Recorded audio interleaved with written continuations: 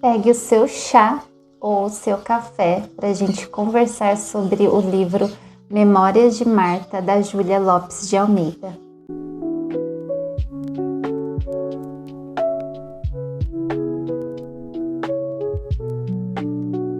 Olá pessoal, sejam todos bem-vindos ao meu canal. Eu sou a Regiane e aqui falamos sobre livros. E hoje a gente vai conversar sobre essa história triste.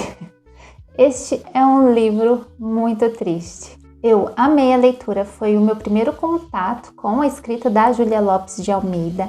É uma escrita super fácil, tranquila de ler. Eu li muito rápido, eu tive que me segurar em alguns momentos porque eu não conseguia parar de ler. Mas eu também não queria que a história acabasse.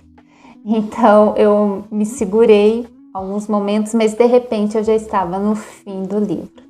Aqui a gente tem uma história que foi lançada como livro em 1899. Antes disso, a Júlia publicou essa história em capítulos, em folhetins. Marta, ela conta a história dela para nós e a história da sua mãe, que também se chama Marta. E isso é bem interessante porque o livro se chama Memórias de Marta. Temos a filha contando a história dela com a mãe, mas é um livro que, para mim, a protagonista não é nem a filha, é a mãe.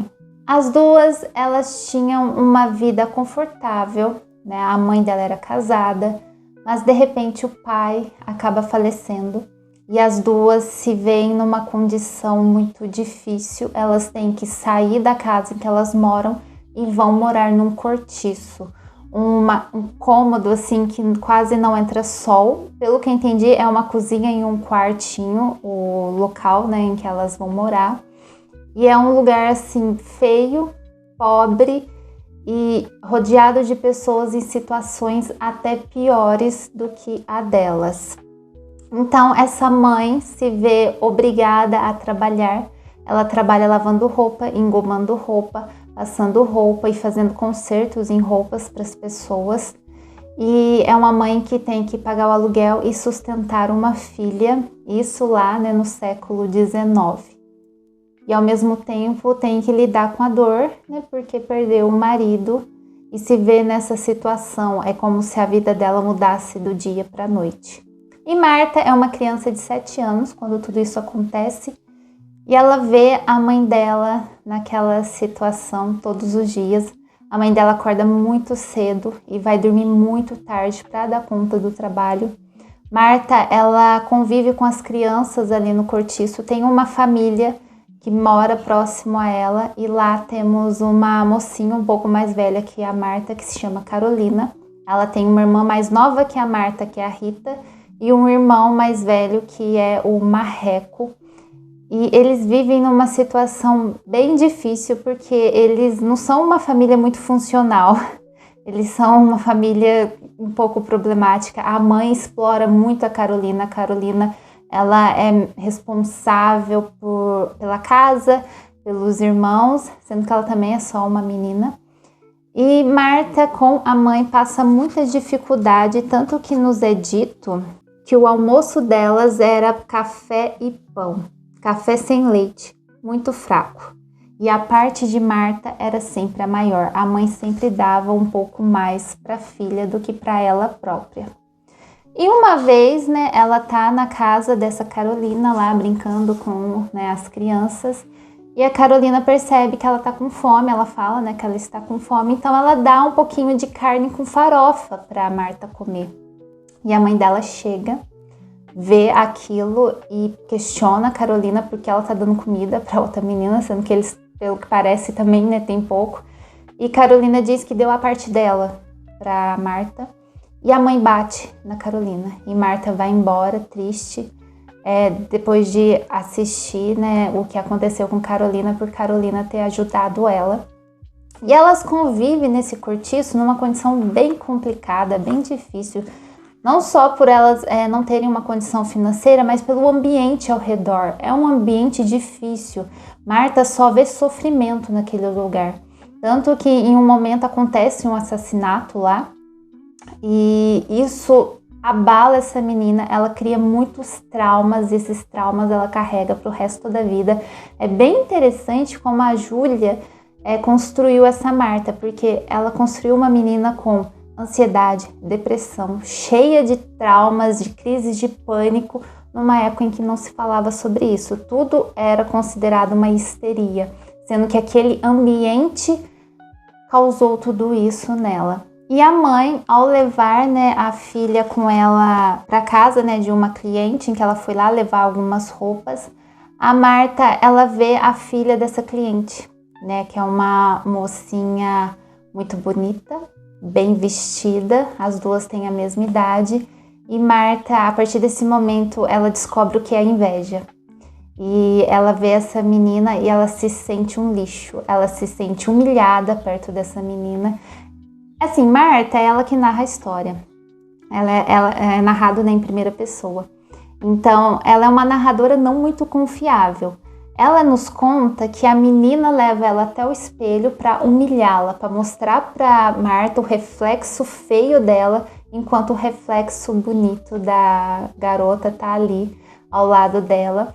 Pode ter sido isso, pode, ou não, afinal são duas crianças, né?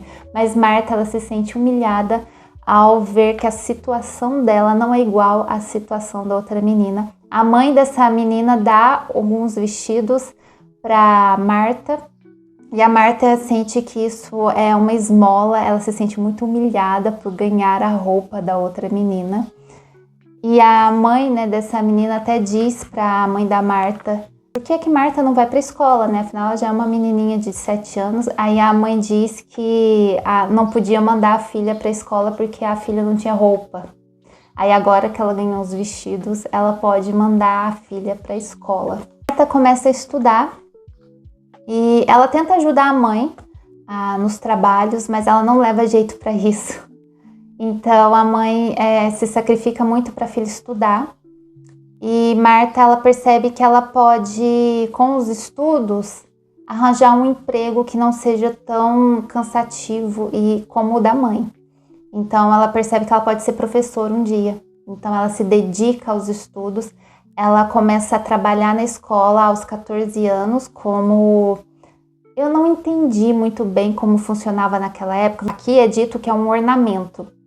Então me passa muita sensação, é como se ela fosse uma auxiliar de professora, ela ensina as crianças, ela ajuda as crianças menores e a escola vai pagar algo para ela por isso. Ela ainda não é professora, ela ainda vai estudar, fazer a prova lá para passar, para se tornar uma professora.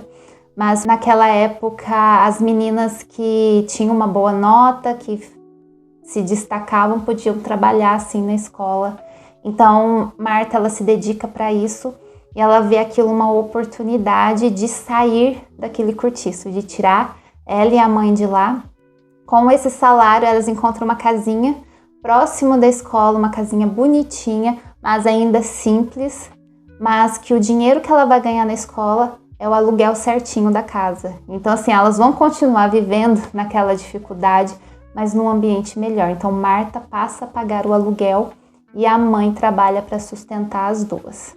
Marta, ela é uma mocinha, agora já, né, aos 14 anos, na sua adolescência, desanimada, triste, ela não tem muitos amigos, ela convive mais com o pessoal da escola e uma das professoras lá, que é a dona Ninha, e ela se apaixona pela primeira vez, ela se sente humilhada quando percebe que o rapaz viu onde ela morava, que era aquele cortiço, e depois o rapaz nunca mais aparece. Então ela acha que é por conta disso, que é por conta da condição social dela, e é onde ela toma a decisão, né? Não, mesmo que vai ser o meu salário inteiro, eu vou tirar minha mãe daqui, a gente vai embora, eu vou pagar um lugar melhor. Marta, ela tem muito ódio daquela situação dela, ela não gosta de ser pobre, ela percebe que o fato dela ser pobre distancia ela de tudo e de todos. É como se ela não merecesse algo melhor, ela não merecesse estar em tal lugar devido à sua condição financeira. Então ela cresce amargurada, ela cresce angustiada e com uma forte depressão. Não é dito depressão aqui, mas hoje lendo a gente entende que ela tinha depressão sim. Tanto que quando ela completa os seus 17 anos, a mãe percebe que a filha é sempre desanimada, meio adoentada, sempre quieta, não é de conversar, não é de sair, não é de fazer amigos. E ela chama um médico quando ela fica doente, e o médico fala para ela, ela precisa tomar um banho de mar e encontrar um amor. Ou seja, basicamente, Marta precisa de um hobby. Ela vive muito naquela situação dela, vendo a mãe e trabalhando, vendo a mãe e trabalhando. E a mãe sempre naquela situação de cansaço de quem tá ralando demais. Então ela não vê uma luz no fim do túnel, ela não consegue ter esperança, ela não consegue fazer amigos porque ela se sente muito inferior. Então ela precisa de terapia, mas não temos terapia naquela época, então o médico mandou ela passear. E a mãe pede, para a dona Ninha, que é a professora lá da escola, levar a Marta para algum lugar. Ela leva a Marta numa festa, mas lá a Marta também não consegue socializar. Depois ela leva a Marta numa viagem, e nessa viagem Marta se sente melhor realmente, ela muda de ares, elas vão para um lugar na natureza muito bonito, e lá a Marta se apaixona pela segunda vez pelo Luiz, um primo da Dona Ninha. Só que aí ela se decepciona depois, porque ela percebe que o Luiz acabou se interessando por outra moça muito mais bonita e de condição financeira melhor que a dela. E isso destrói Marta de uma forma que ela entra novamente na sua depressão. Ela volta para casa, ela trata a mãe dela um pouco mal, porque ela tá num período de muita ansiedade e ela acaba descontando na mãe sem querer. E aos 20 e poucos anos, Marta passa na prova e se torna professora.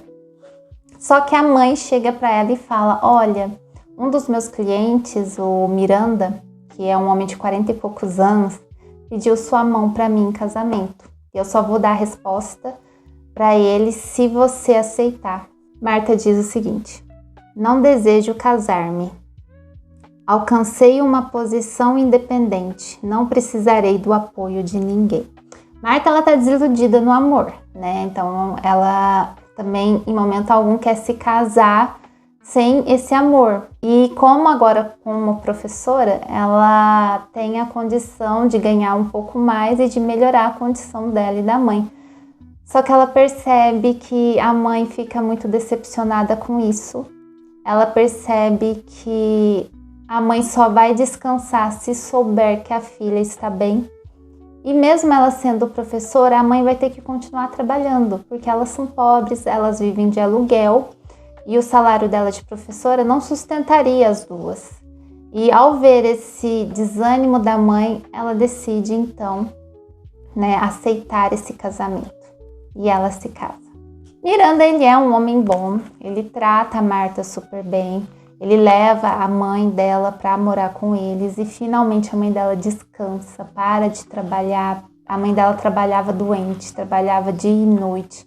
Apertava aqui, apertava ali para poder comprar um vestido para a filha poder ir em algum lugar, como aquela viagem que ela foi. Então era uma mãe que se sacrificava por essa filha. E Marta, ela nunca enxergava esses sacrifícios com gratidão. E ela só se toca disso mais para frente, que os sacrifícios da mãe era por ela. E Marta, ela era tão revoltada com a situação das duas que ela não conseguia enxergar, o que a mãe fazia por ela. Por isso que essa história é realmente um pedido de desculpas da Marta para a mãe. Agora eu vou contar o desfecho do livro. Isso que eu contei, gente, é um resumo do resumo, tá? A história é bem mais profunda, bem mais complexa do que eu tô contando. Eu tô contando por cima, acontece bastante coisa lá no Cortiço também. Acontece bastante coisa nessa adolescência da Marta. E agora eu vou contar o desfecho, então se você não quer saber o desfecho, pule para essa minutagem aqui. Bom, a mãe, após ver a filha casada, viu que a filha agora tinha um amparo, que não precisaria mais dela, acaba adoecendo e falece. Então esse é o fim da história. A mãe finalmente percebe que pode descansar porque a filha está bem. A filha tem uma profissão boa, os estudos trouxeram essa profissão para a filha, e a filha também tem um bom casamento. O Miranda, ele não é um homem rico, pelo menos foi essa impressão que eu tive aqui, mas ele tinha uma boa condição financeira. Então, agora, Marta, ela teria uma estabilidade, algo que ela e a mãe não tinham muito, porque elas tinham que estar constantemente trabalhando para poder ter, né, uma vida um pouquinho melhor do que elas tinham lá no cortiço. Então, a mãe falece. E Marta, ela se quebra com esse momento da morte da mãe e a história acaba. O que eu queria era um capítulo a mais para saber como foi a vida da Marta depois disso, né? Como foi o casamento, como foi o trabalho dela. Não nos é dito, mas dá a entender que com a morte da mãe, a homenagem, né? A história da mãe se encerra. Nos é contado, né, sobre a relação da mãe com o pai, como eles se conheceram, né, o que aconteceu para ele morrer. Eu não vou contar aqui, eu vou gravar um vídeo lendo esse trecho e vou postar nos shorts. Se não couber, porque é um trecho grande, né, os shorts têm limite de minutagem. Se não couber, eu vou postar lá no meu Instagram, então siga lá, esse é meu arroba, para você conhecer esse trecho da história da mãe com o pai dela.